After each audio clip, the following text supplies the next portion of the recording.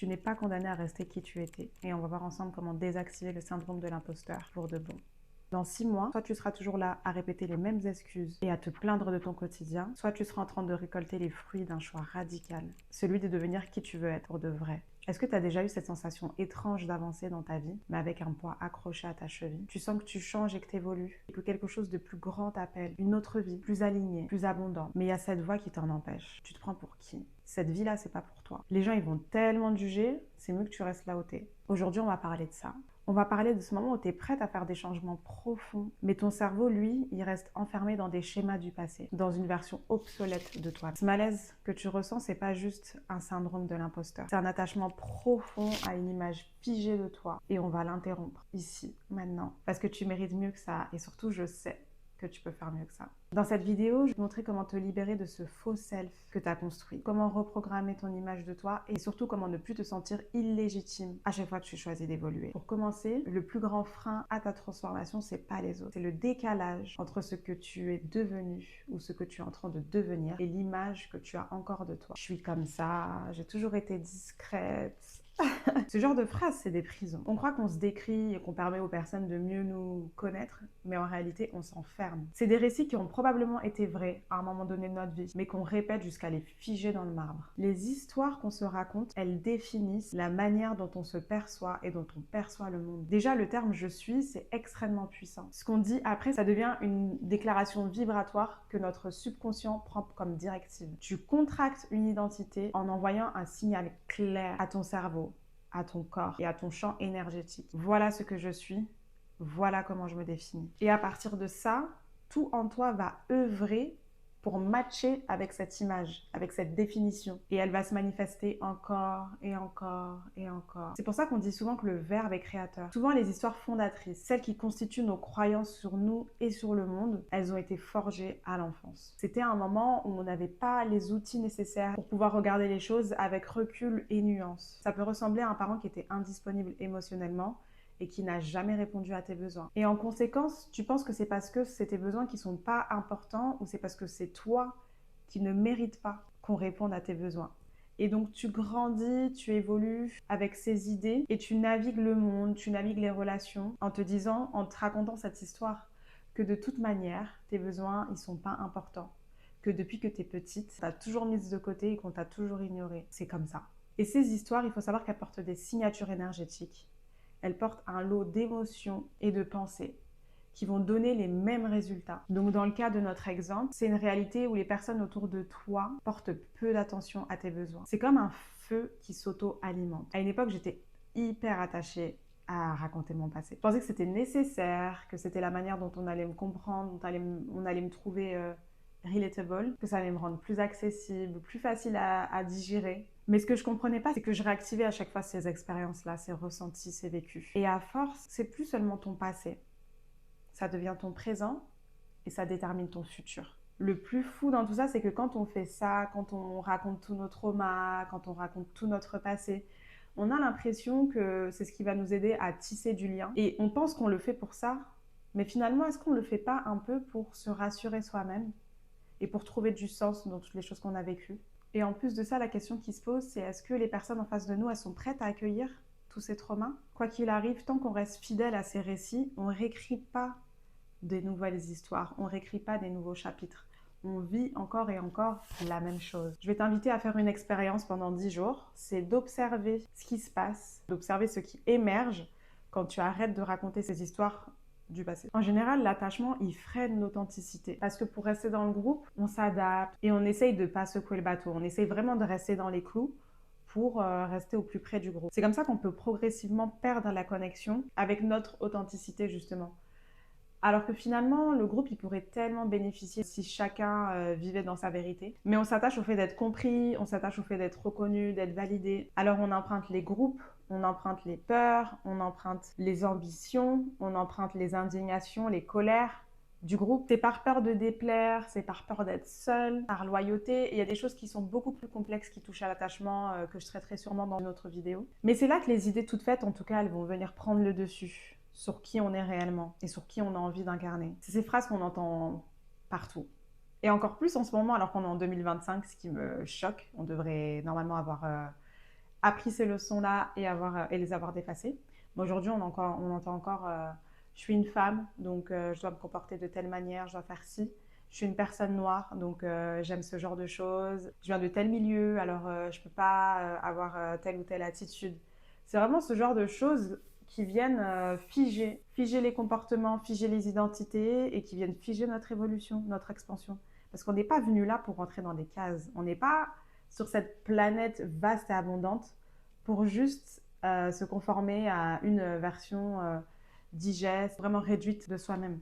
Et pourtant, en 2025, on est encore beaucoup dans ces schémas où on se dit qu'on doit se conformer à un rôle, on doit suivre un scénario particulier. Et ces idées-là, vraiment, elles viennent t'enfermer, elles viennent limiter qui tu peux devenir. Et à force, on devient juste un fragment de nous-mêmes. On rejette tout ce qui n'est pas codé appartenance, tout ce qui va faire qu'on ne va pas vraiment nous reconnaître comme d'un groupe.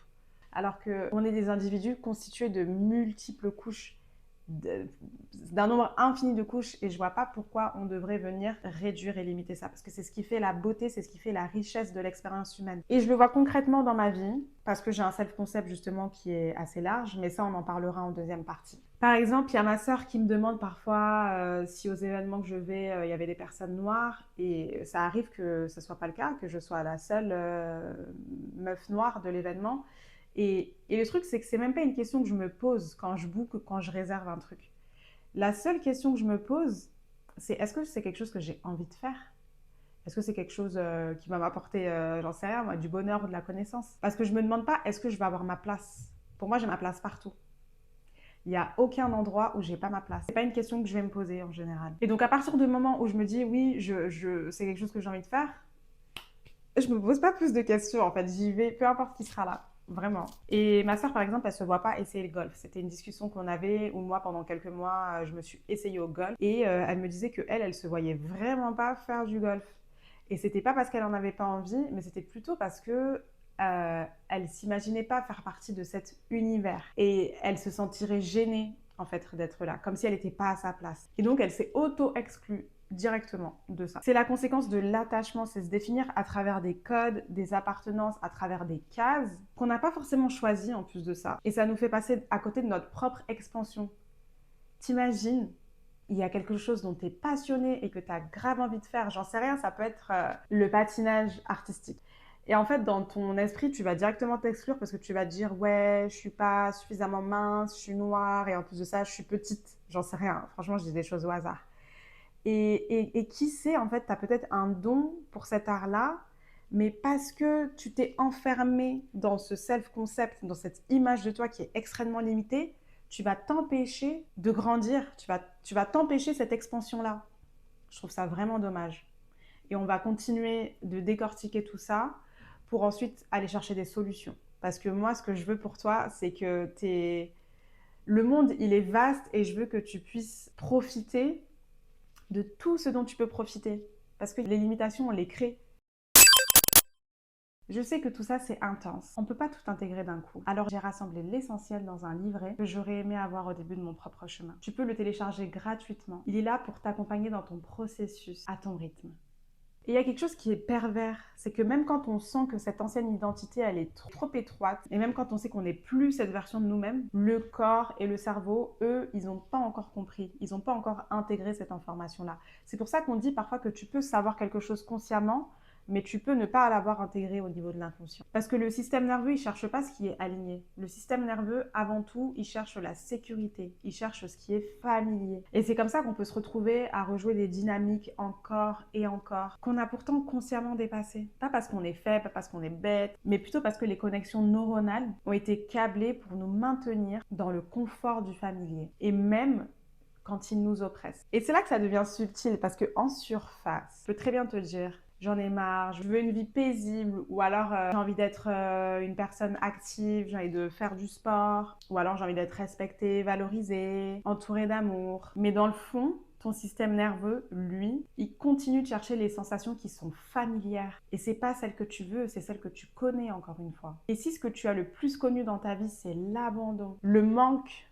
l'illusion du manque plutôt, l'injustice, la trahison, alors ton corps, ton énergie vont inconsciemment te pousser à recréer ces ambiances. Non pas parce qu'elles te plaisent, mais parce qu'elles te sont familières. Parce que c'est ce que ton système reconnaît comme être normal. C'est ce qu'on appelle la dissonance cognitive. C'est quand ton cerveau, ton corps et ce que tu ressens au fond de toi ne sont pas en accord. Cette différence, ça crée une sensation de mal-être, d'inconfort. Ça peut être de la confusion aussi. Donc typiquement, tu dis vouloir la paix, mais tu accueilles le drame parce que c'est dans le chaos que tu t'es construit. Et tant que rien n'est venu reprogrammer en profondeur, ton corps, il continue de fonctionner comme un aimant à ce qu'il connaît. C'est pas pour rien qu'on voit certaines personnes qui vivent le même scénario encore et encore. Et c'est pas parce qu'elles le choisissent consciemment. Parfois, on a l'impression qu'elles le font exprès, mais c'est pas parce qu'elles le choisissent. C'est parce qu'elles sont accrochées, sans même le savoir, à une dose émotionnelle bien précise. L'indignation, la trahison, le sentiment d'être mise à l'écart, par exemple. Et il n'y a pas besoin d'aimer ces émotions pour les appeler à soi. Il suffit juste qu'elles soient devenues ta norme. Et c'est là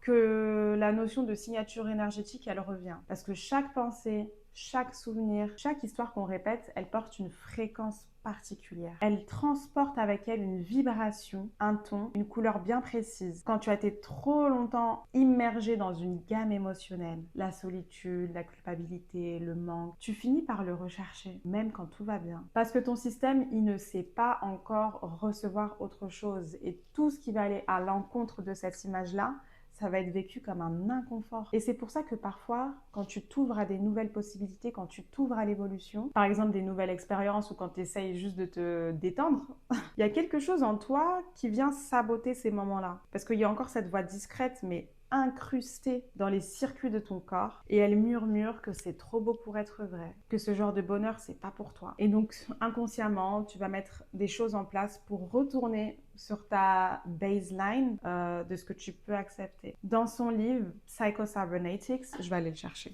Dans son livre Psycho-Cybernetics, publié dans les années 60, le chirurgien plasticien Maxwell Maltz explique cette idée avec la métaphore du cerveau-mécanisme. Un système automatique, un peu comme un GPS intérieur, qui ramène toujours à l'image que tu as de toi-même. Même si tu changes tes actions, tant que ce self-image reste le même, le pilote automatique, il va toujours te ramener au même point. Tu peux donc changer de lieu, tu peux changer de ville, tu peux changer de relation. Tu peux changer de look ou tu peux même avoir des victoires extérieures, j'en sais rien moi, comme gagner au loto par exemple. Mais tant que ton identité intérieure, tant que cette image que tu as de toi, de ce que tu mérites et de ta place dans le monde n'est pas recalibrée, alors tout changement restera temporaire. Tu peux te dévier brièvement de ta trajectoire, mais ton système interne, il finira toujours par réajuster pour revenir à la destination qui a été verrouillée. C'est comme un avion qui dévie, mais qui se ressente automatiquement sur la ligne de vol initiale. Donc si tu répètes en boucle les mêmes histoires, c'est pas par malchance, c'est pas parce que tu es malchanceuse, c'est pas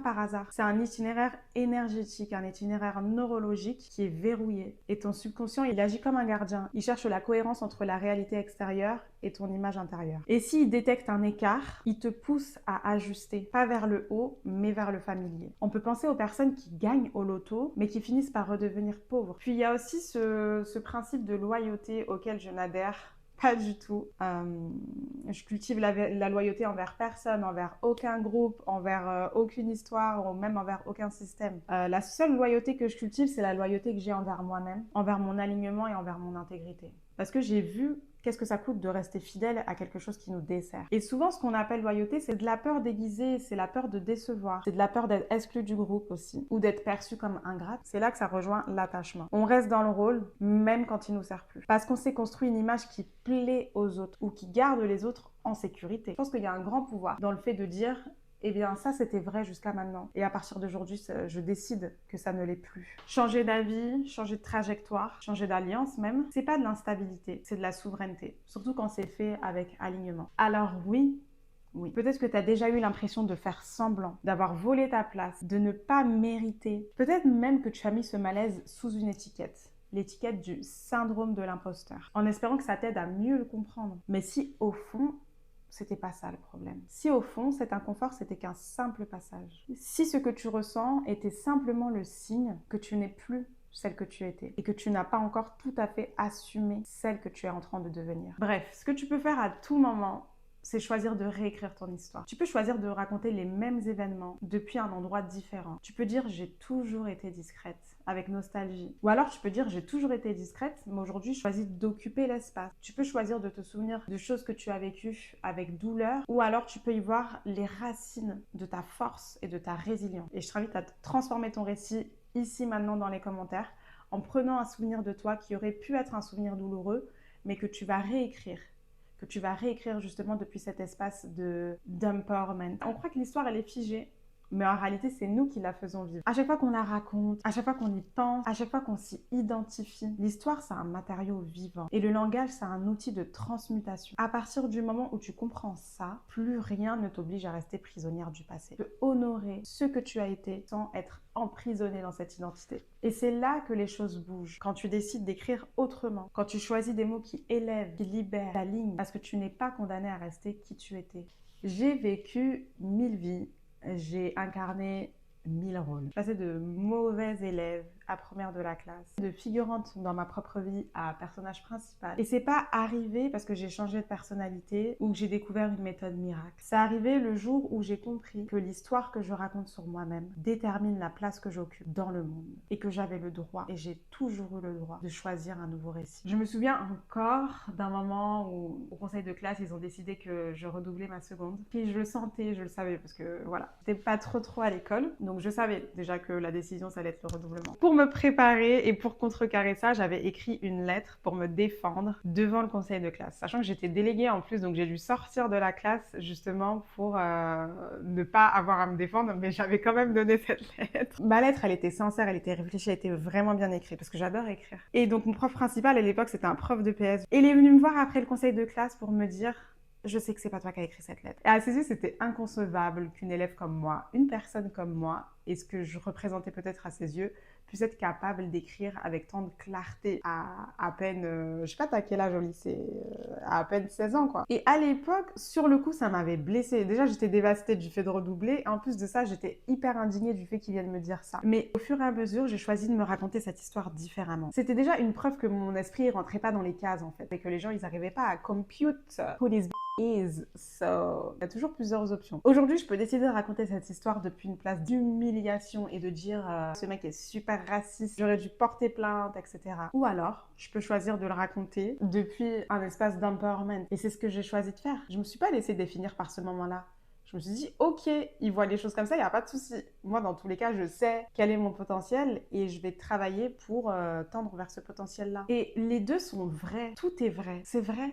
C'est vrai, le mec était peut-être archi-raciste, mais est-ce que ça me sert à moi de rester dans cette place d'indignation? C'est ce genre de questions en fait que tu peux te poser quand tu vois que tu commences à partir dans un discours comme ça, qui justement te laisse très peu de pouvoir. Et c'est parce que c'est ça, réécrire l'histoire. C'est pas effacer le passé, c'est pas renier ce qu'on a vécu, c'est pas enjoliver la vérité. C'est reprendre le fil avec une conscience, une perception nouvelle, et c'est regarder un même événement sous un autre angle, avec une nouvelle posture intérieure. Et cette liberté-là, personne ne peut te l'enlever. Déjà, il faut savoir que si tu vis dans la peur du jugement, ça va être compliqué. Parce que la plupart des gens, ils sont dans l'interprétation rapide. Ils sont sur le surface level. Ils vont pas aller chercher plus loin, malheureusement. Tu portes tel type de vêtements, tu parles avec ce type de vocabulaire, tu fais telle activité, et là, directement, on t'a collé une étiquette, on t'a collé une classe sociale, on t'a collé un niveau d'éducation, une personnalité. Mais la vérité, c'est que je suis attachée à aucune des versions de moi. Mon self-concept, il est tellement large, il est tellement fluide, il me laisse respirer. Et c'est pour ça que je souffre jamais du syndrome de l'imposteur. Parce que je joue pas un rôle, c'est moi qui choisis.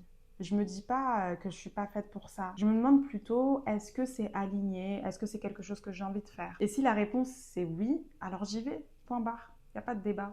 Ça veut pas dire que je doute jamais. Bien au contraire. Ça arrive que je doute, mais ça ne devient pas mon identité. Le doute, il passe. Donc, si tu veux savoir comment construire un self-concept large, un self-concept vaste et abondant qui te permet de vivre vraiment la vie que tu mérites de vivre, dans cette partie, on va parler des solutions. Et avant même de parler de reprogrammer quoi que ce soit, il faut déjà désinstaller, déprogrammer. Parce que l'ancien système, il tourne encore en arrière-plan. Et tant que c'est le cas, tu peux écrire toutes les affirmations que tu veux et méditer tous les matins. Ton corps, ton esprit, ton champ énergétique, ils vont quand même rester alignés à l'ancien programme. Et ça va dépendre des gens, ça va dépendre de l'ampleur de ce que tu as vécu, ça va dépendre de ton âge aussi. Si tu es plus ou moins jeune, ça va être plus facile dans le sens où tu n'auras pas cumulé suffisamment d'expérience pour être très figé. Mais ça va dépendre aussi de l'intensité des choses que tu as vécues. Donc, de manière générale, je conseille quand même d'être sur un travail de déprogrammation en même temps que tu reprogrammes. Si tu fais des affirmations, en même temps, il faut aussi que tu travailles justement sur tout ce que tu as vécu, en fait, que tu soignes tes traumas, parce que c'est important.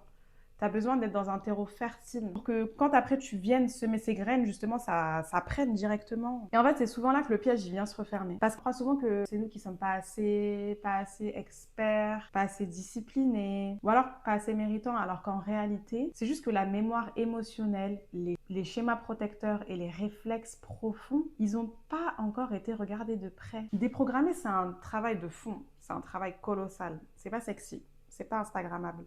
Et je sais que quand on parle de ça, les gens en général, ils quittent direct. On aime bien parler des 1%. Je ne sais pas si c'est 1%, mais c'est pour ça qu'il y a un faible pourcentage de personnes qui atteignent un certain niveau dans la vie. Parce que justement, la plupart des gens, ils ne sont pas prêts à faire le taf. Mais il va falloir faire le taf. C'est inconfortable, ça c'est sûr. C'est épuisant. Parce que c'est pas qu'un changement d'idée. C'est une opération lente qui touche aux fondations de qui on croit être. Parce que c'est même pas qui on est vraiment. C'est pas anodin qu'on a toutes ces conversations sur le rebranding, sur le fait d'incarner une nouvelle version de soi aujourd'hui.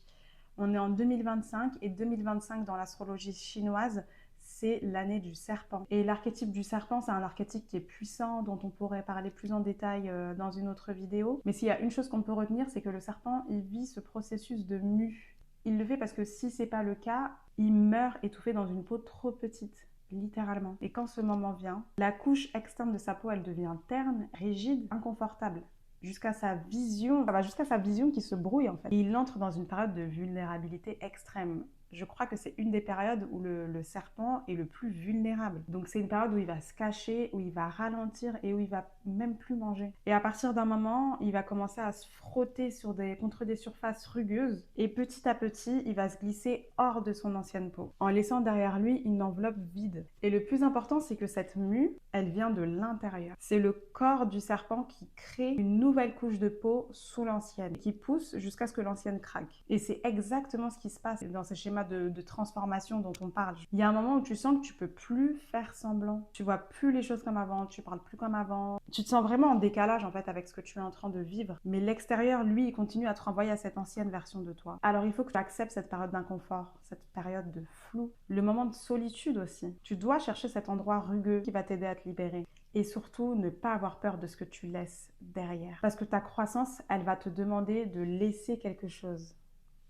Elle va te demander d'abandonner des habitudes, des réflexes, des relations. Ça demande de se détacher, de faire peau neuve. Parfois, c'est nécessaire d'être accompagné par une thérapeute parce qu'on peut faire une grande partie du chemin seul. Mais déjà, seul, on avance lentement et on voit pas tout. Et il ne faut pas sous-estimer le pouvoir d'un regard extérieur, d'un espace thérapeutique sécurisé, justement pour mettre en lumière ces angles morts. Déprogrammer, ça allait déraciner ces croyances qui sont plus à jour, les réflexes de survie qui n'ont plus lieu d'être. C'est aussi les contrats silencieux qu'on a passés avec nous-mêmes. Je ne me montre pas trop, je reste discrète pour pas déranger, je fais plaisir pour être aimée. Ces récits-là, ils tournent souvent en boucle et de manière inconsciente, parce qu'ils sont intégrés au niveau identitaire, au niveau sensoriel. Ils ont façonné le corps, la voix et les choix. Les déprogrammer, ça demande de la patience, de la lucidité, ça demande de la tendresse et de la rigueur. C'est à la mode aujourd'hui, reprogrammer son subconscient, on le voit partout avec des pistes d'affirmation que tu vas écouter toute la nuit, etc.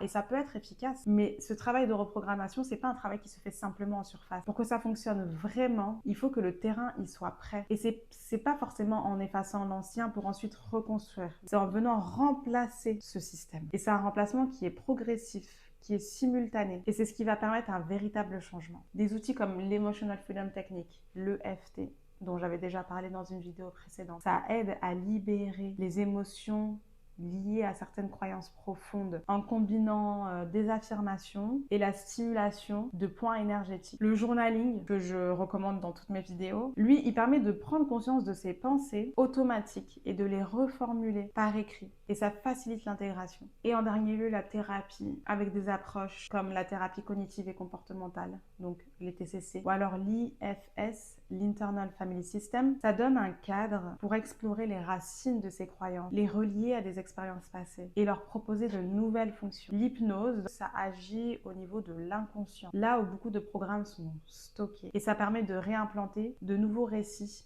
des récits qui vont venir te soutenir. Ces modalités-là, elles ne cherchent pas à effacer le passé, mais à l'accueillir, à en comprendre le rôle et puis à l'actualiser. Le but, c'est pas de devenir une autre personne. Moi, je suis pas devenue une autre personne. C'est plutôt de retrouver un fonctionnement plus libre, plus équilibré et surtout plus aligné avec ce que tu veux vraiment incarner. L'identité, c'est une matière fluide, c'est une matière vivante, comme les histoires.